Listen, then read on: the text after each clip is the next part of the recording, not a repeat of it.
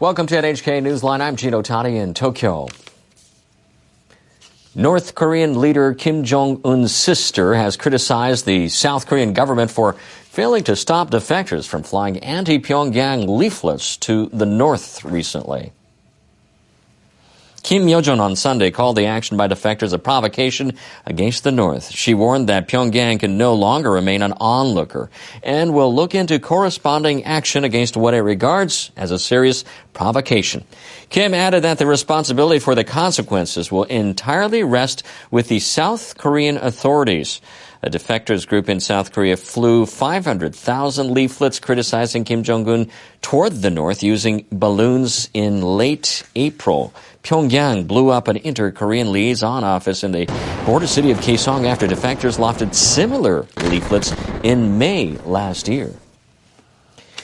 India's coronavirus crisis is becoming increasingly desperate. Health officials say the country's daily infection count passed 400,000 for the first time on Saturday. The government posted a death toll of over 3,500, with patients overwhelming the medical system. Some people are believed to be dying without any treatment due to a severe shortage of hospital beds and oxygen. 400,000 cases is a very serious situation for our country. People have no alternative but to take precautions and to get vaccinated if they can. Things are really grave. The government expanded its vaccine rollout program on Saturday to include all people aged 18 or over. Previously, only those aged 45 or above were covered. Local media estimate that means another 600 million people are now eligible, but officials in some states say they don't have enough shots for the wider age group.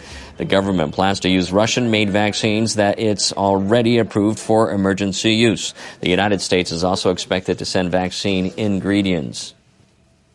A UN agency is warning nearly half of Myanmar's population may fall into poverty by early next year.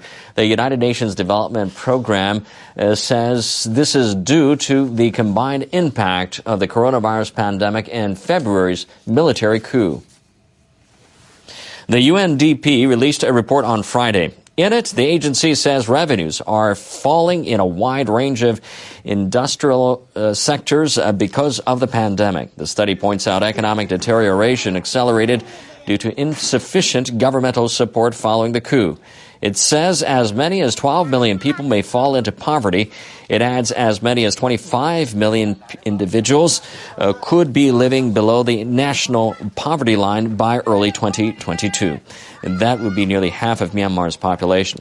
The country's poverty rate was down to about 25% in 2017. The UNDP is calling on other nations to provide support.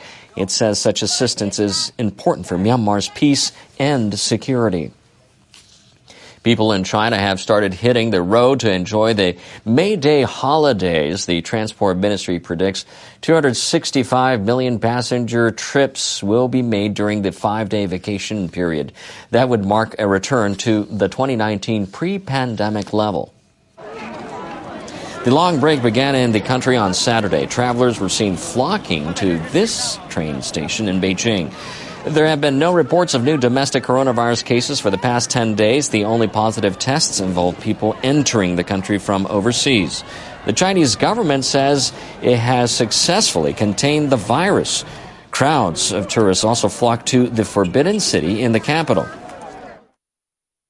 I stayed in my home region during the Lunar New Year holiday because of the coronavirus, but I don't feel affected by the pandemic now. The authorities called on people to refrain from traveling during the Lunar New Year holiday period in February. Many people were unable to visit their hometowns or take trips elsewhere. This time around, government officials expect a dramatic uptick in the number of travelers. NHK has learned that 1/4 of people granted refugee status by Japan last year are Chinese. The increase could be linked to alleged human rights abuses in the Xinjiang Uyghur Autonomous Region. Immigration authorities say 47 people were recognized as refugees. Chinese nationals account for 11 of them, the highest figure to date. China faces growing international criticism for its treatment of ethnic minorities, including the Uyghur people in the Xinjiang Uyghur Autonomous Region. Japan grants official status in accordance with the UN Refugee Convention. That covers people who are likely to be persecuted in their own country for such reasons as ethnicity, religion, or politics. But Japan's criteria has been described as stricter than those in the U.S. and European countries. The Diet is deliberating a revision to the immigration law. It would make a clear definition for people who do not fully qualify for refugee status but are allowed to stay in Japan on humanitarian grounds.